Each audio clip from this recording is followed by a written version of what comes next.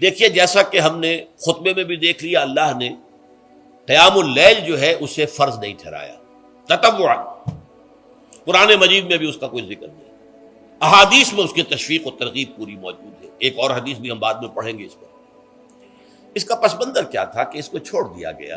اب ظاہر بات ہے مسلمانوں میں کمزور بھی ہیں، مسلمانوں میں وہ مزدوری کرنے والے بھی ہیں، روزہ تو فرض ہے ان پر، چاہے مئی کا مہینہ ہے اور گندم کاٹنی ہے، روزہ تو پھر بھی رکھنا ہوگا، یہ سب کچھ ہے۔ لیکن یہ کہ رات کو پھر کھڑے رہنا ان کے لیے، جاگنا ممکن نہیں، لہذا ان کے اوپر یہ چیز فرض نہیں۔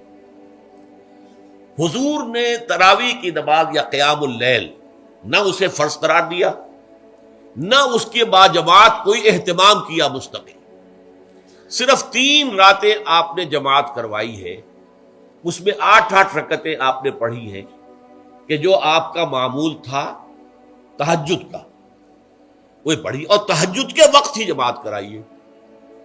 یہ ہے وہ حدیث۔ اس کے علاوہ کسی نماز تراویح جو ہے جو ہم پڑھتے ہیں 20 رکعتیں عشاء کے ساتھ متصل، اس کا کوئی ذکر نہ دور نبوی میں ہے نہ دور صدیق اکبر میں ہے۔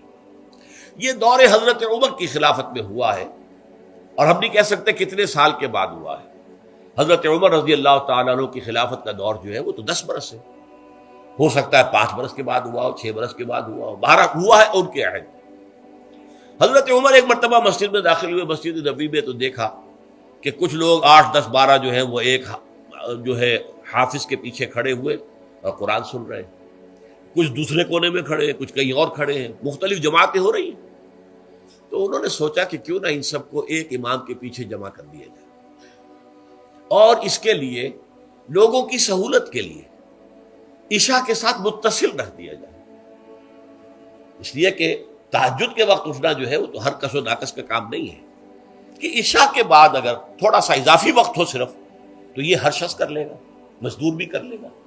لہذا آپ نے یہ نظام تجویز فرمایا کہ عشاء کے متصلاً بعد 20 رکعت نماز پڑھی جائے اور ایک امام کے پیچھے پڑھی جائے۔ یہ گویا کہ اجتہاد ہے حضرت عمر رضی اللہ تعالی عنہ،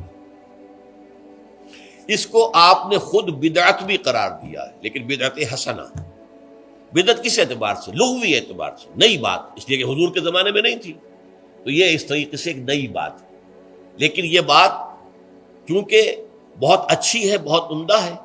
آپ جب یہ نظام چل پڑا تو ایک دن مسجد میں آئے، دیکھا کہ بڑی بھری مسجد ہے، صحابہ کھڑے ہیں اور ایک امام کے پیچھے قرآن سن رہے ہیں۔ آپ نے فرمایا نعم البدعۃ ھذہ، یہ جو ہم نے نئی بات شروع کی ہے یہ بہت اچھی ہے، بہت عمدہ ہے۔ اب یہاں سے فرق واقع ہو گیا ہے۔ ایک تو اہل تشیع جو ہے وہ تو ویسے ہی حضرت عمر سے بہت دشمنی رکھتے ہیں، عناد رکھتے ہیں، تو حضرت عمر کے اجتہادات سے انہیں نفرت ہے، انہیں دوری ہے، چاہے وہ کوئی سا بھی حضرت عمر کا اجتہاد ہو۔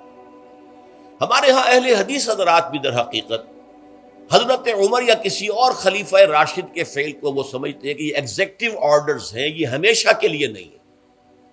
حضرت عمر نے اپنے دور میں ایک نظام قائم کیا، ان کے دور کے لیے ٹھیک تھا، یہ ہمیشہ کے لیے نہیں۔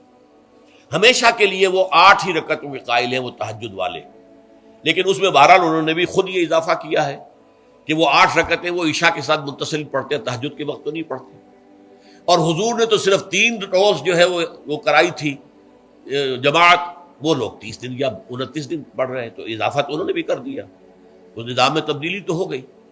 لیکن اہل سنت جو کہلاتے ہیں، ہمارے جو 4 جو ہیں، جو ہمارے مسلک ہیں، حنفی، مالکی، شافعی، حنبلی، ان کا اتفاق ہے اس پر حضرت عمر کا، کیونکہ ان کے سامنے اصول یہ ہے کہ حضور نے فرمایا علیکم بسنتی وسنت الخلفاء الراشدین المہدیین، تم پر لازم ہے کہ میری سنت کو پکڑو مضبوطی کے ساتھ، اور میرے خلفائے راشدین مہدیین جو ہیں ان کی سنت کو پکڑو۔ اس اصول سے یہ چاروں فقہ جو ہیں حضرت عمر کے اجتہادات جو ہیں ان کو بھی پابندی سمجھتے ہیں کہ تمام عمر کے لیے، قیامت تک کے لیے امت مسلمہ پر ان کی پیروی لازم ہے، لہذا اس میں اجماع ہے۔ اور یہاں تک کہ یہ سب سے آخری جو اس میں مسلک پیدا ہوا ہے زمانی اعتبار سے، سب سے پہلے مسلک جو ہے حنفی پیدا ہوا ہے، پھر مالکی پیدا ہوا ہے، پھر شافعی پیدا ہوا ہے، اور پھر حنبلی آخری ہے۔ اور امام احمد ابن حنبل بہت بڑے محدث بھی ہیں، مسند احمد ابن حنبل جو ہے وہ بہت بڑی کتاب ہے، بہت اہم کتاب ہے، جامع کتاب ہے۔ تو ان کے ہاں بھی 20 رکعتیں ہیں.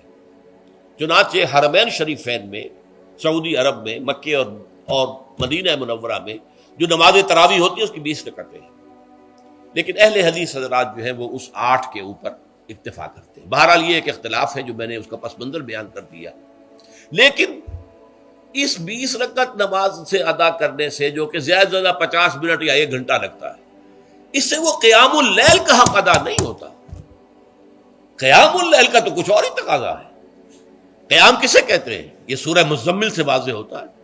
یا ایھا المزمل قم اللیل الا قلیلا نصفہ او انقص منہ قلیلا او زد علیہ ورتل القرآن ترتیلا.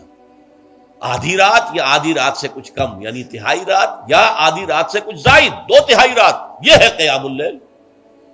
چنانچہ سورہ مزمل ہی کی آخری آیت جو دوسرا رکوع مشتمل ہے جس پر، اس میں صاف کہہ دیا گیا ان ربک یعلم انک تقوم ادنی من ثلثی اللیل ونصفہ وثلثہ وطائفۃ من الذین معک. اے اللہ کے نبی، اللہ خوب واقف ہے کہ آپ بھی اور آپ کے ساتھ ایک جماعت بھی رات کو کھڑی رہتی ہے، 2/3 رات یا آدھی رات یا 1/3 رات. تو یہ سارا معاملہ جو ہے قیام اللیل کا، گویا کہ کم سے کم 1/3 رات پر اس کا اطلاق ہو سکے گا، یہ نہیں کہ 1 گھنٹے. اب اس کے ضمن میں دیکھیے حدیث پڑھیے. تیسری حدیث ہے ان عبداللہ ابن عمرو ابن العاص رضی اللہ تعالی عنہ. یہ وہی عبداللہ ابن عمرو ہے جن کی میں نے آپ کو حدیث پہلے سنائی ہے. یہ ساری رات کھڑے رہتے تھے، پوری رات، اور ہر روز روزہ رکھتے تھے، جس پر حضور نے منع کیا، لا تفعل، مت کرو ایسا. رضی اللہ عنہما، یہ خود بھی صحابی ہیں اور ان کے والد عمرو بن العاص بھی صحابی ہیں. ان رسول اللہ صلی اللہ علیہ وسلم قال، کہ اللہ کے رسول صلی اللہ علیہ وسلم نے فرمایا الصیام والقرآن یشفعان للعبد. روزہ اور قرآن بندے کے حق میں شفاعت کریں گے.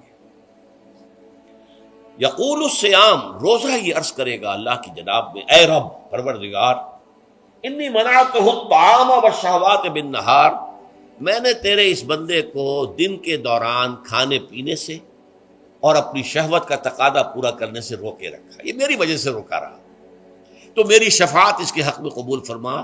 فشفعنی فیہ، میری شفاعت اس کے حق میں قبول فرما. ویقول القرآن، قرآن کیا کہے گا؟ منعتہ النوم باللیل، میں نے اسے رات کے وقت سونے سے، نیند سے روکے رکھا. فشفعنی فیہ، تو اس کے حق میں میری شفاعت قبول فرما. حضور فرماتے ہیں فیشفعان، ان دونوں کی شفاعت قبول کی جائے گی. یہ ہے قیام اللیل.